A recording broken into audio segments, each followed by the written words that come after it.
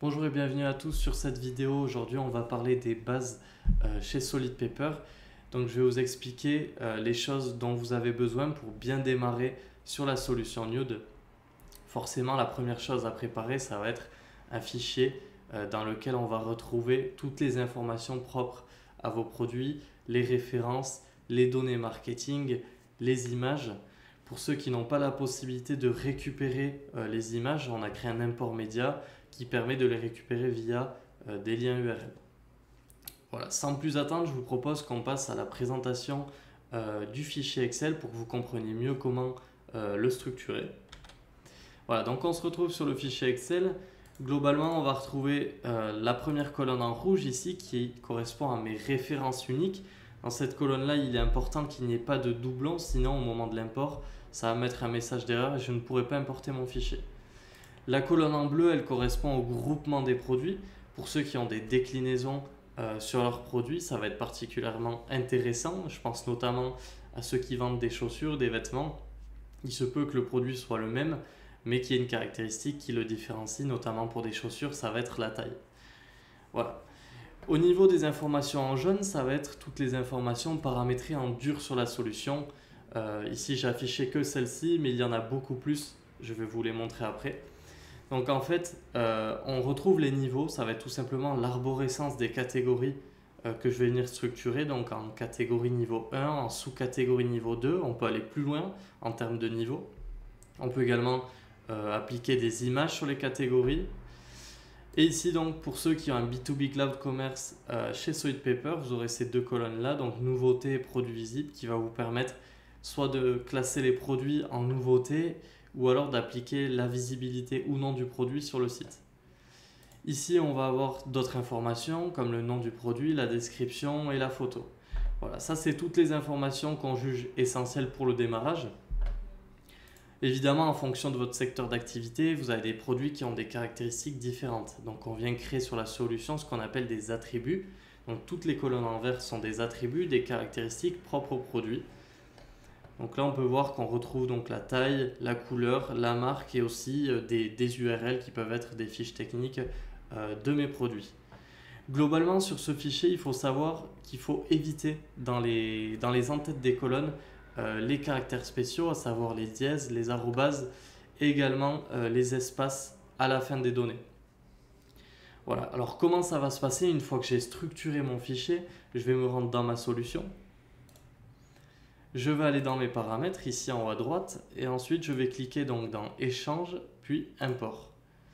Alors la première étape, ça va pas être d'importer ces produits. Il va falloir préparer sa base, donc il est important de faire un import d'attributs, donc d'importer les colonnes en vert que je vous ai montré juste avant. Donc je vais faire un import d'attributs. Je vais aller chercher le même fichier. Voilà. Ici je fais ajouter des attributs. Je clique sur suivant. Et donc je vais me rendre dans mes dernières colonnes parce qu'elles étaient à la fin de mon fichier et à partir de taille donc j'ai des attributs.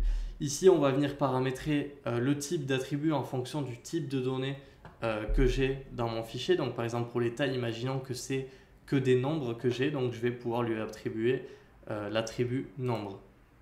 Je fais la même chose pour les autres. Ici on a la possibilité d'envoyer nos attributs directement dans des groupes ou alors de laisser celui par défaut. On peut paramétrer aussi des masques suivant le type de produit. Voilà, une fois que j'ai fait ça sur chaque colonne, je vais pouvoir importer. Une fois que j'ai importé, donc j'ai mes attributs qui sont créés. Une fois que mes attributs sont créés, je suis prêt donc à envoyer tout mon fichier produit. Donc je vais faire un import de produit. Toujours la même manipulation, je vais aller chercher mon fichier. Voilà, donc là on me demande qu'est-ce que je veux en faire. Soit je crée des produits, soit je les mets à jour. Soit je fais les deux manipulations ou alors je réinitialise totalement ma base. Ici, on va juste faire une mise à jour de produit. On va laisser nouveau mapping pour que je vous montre comment se fait la correspondance. Au niveau de la langue, on a les données en français. Ma colonne de référence, c'est celle que je vous ai montrée en rouge. Donc elle s'appelait code article.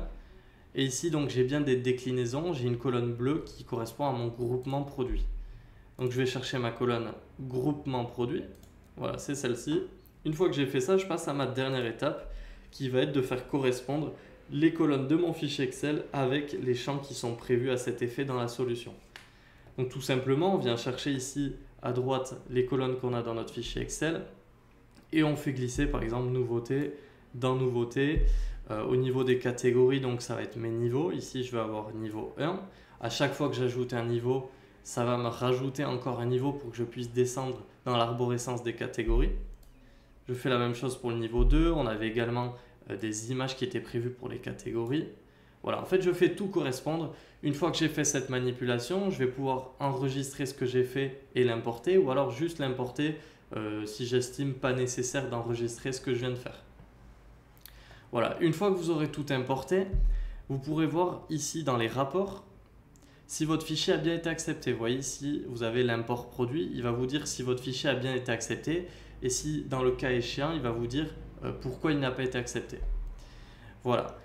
Après, on se rend dans ces produits, on peut constater qu'on a bien toutes ces informations suivant les modules que vous allez choisir chez Solid Paper, donc le catalogue, le portail distributeur, enfin le générateur de PDF ou alors un B2B Cloud Commerce. Vous aurez la possibilité de pouvoir jongler avec ces modules et de pouvoir un peu tester ce qu'il en est.